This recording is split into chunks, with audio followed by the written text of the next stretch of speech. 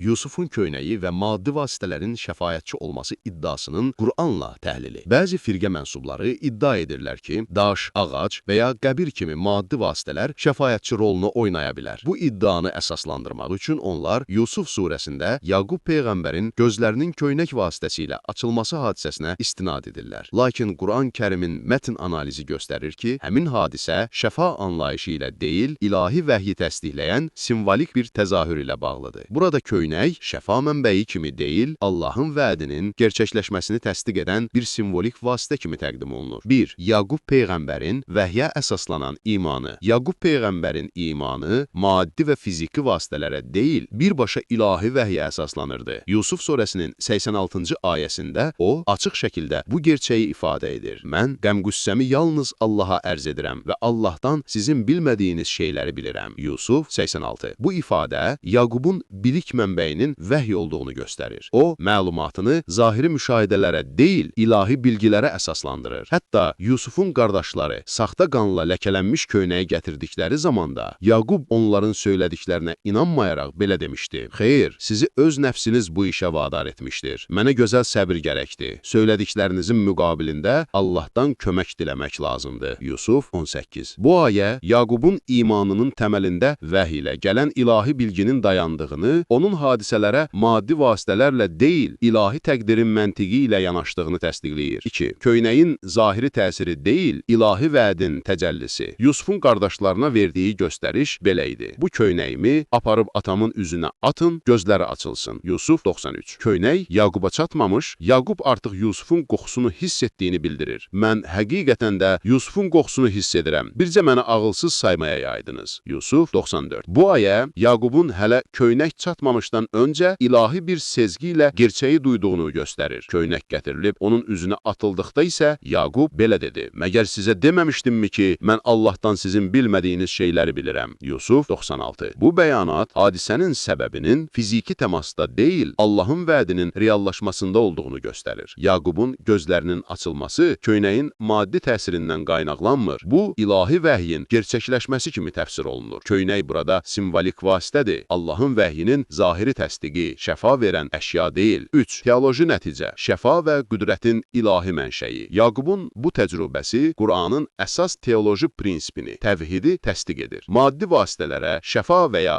müstəqil qüvvə aid etmək təvhid prinsipinə ziddir. Qur'anda bu fikir açıq şəkildə ifadə edilir. Əgər Allah sənə bir zərər getirsə, onu yalnız o aradan qaldıra bilər. Ən'am 17. Bu ayə göstərir ki, şəfa